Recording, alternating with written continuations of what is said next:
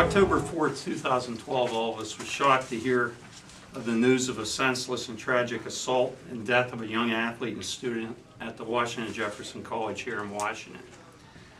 Timothy McNerney was killed on that day, and he and Zach DeSico were attacked and beaten while they were returning to their dorm rooms on campus. DeSico managed to escape while McNerney was robbed of his wallet and his iPhone.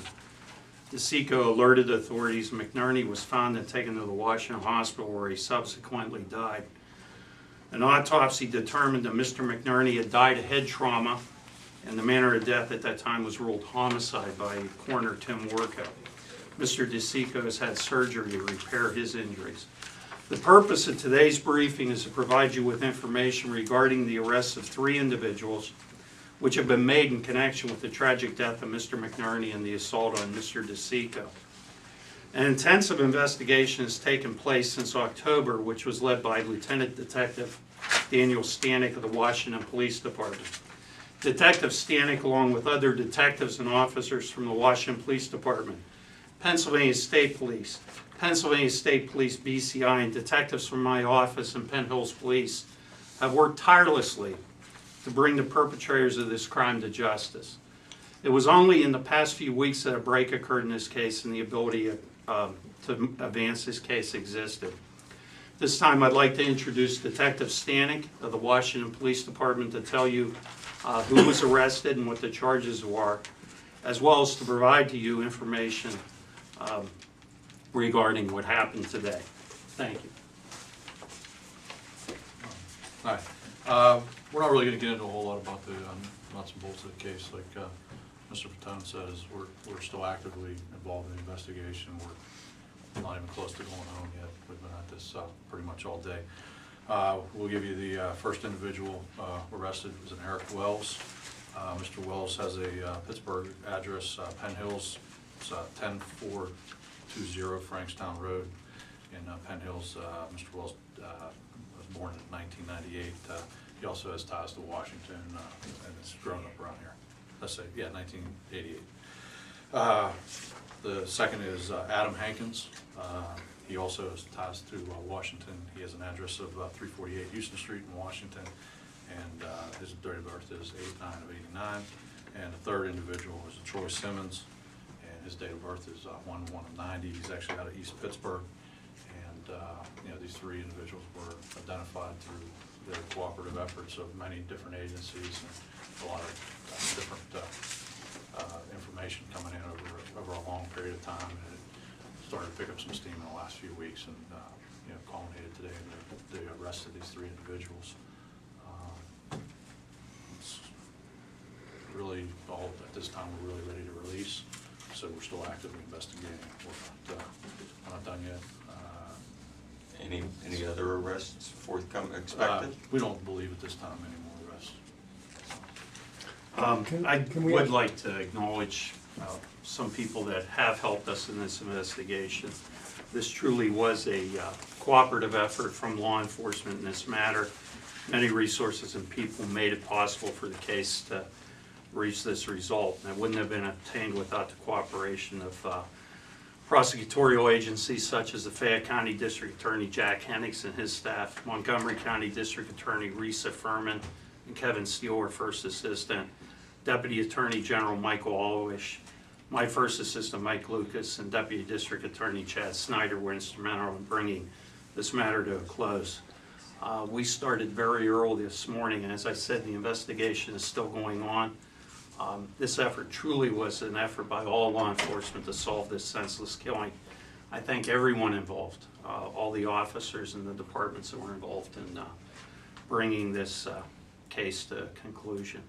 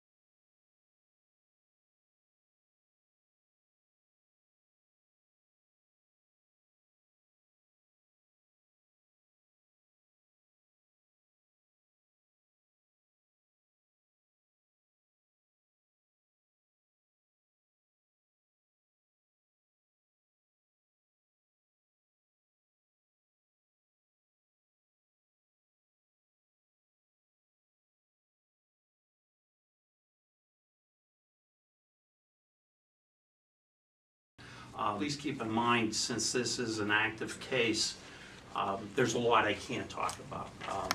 The criminal complaints will be available a little bit later. Yes, sir? Can you just talk generally about what the breaks in the case were in the past few weeks? Was it, whether it was surveillance video or witnesses? At this time, we're not discussing the investigative techniques involved in this case that led to where we are at this point in time. As I said, this is still an active investigation. Was Mr. McNerney and the other student that was with him, were they the targets, or were they in the wrong place at the wrong time? What can you tell us at this point? Just to kind of update what we said back in October, is we feel like it was a, Sure. Thank you, we sir. feel like it was just a kind of a mere encounter between these two groups. We don't feel like even at this point in the investigation that the actors involved were actively seeking to go out and commit a crime at that point. Things just escalated to where they did, so at this point, that's what we believe. Can you talk a little bit about the motive? I know the wallet was missing. We've always felt the robbery was motive, and it just was, again, we don't feel that they were out actively looking to rob anybody.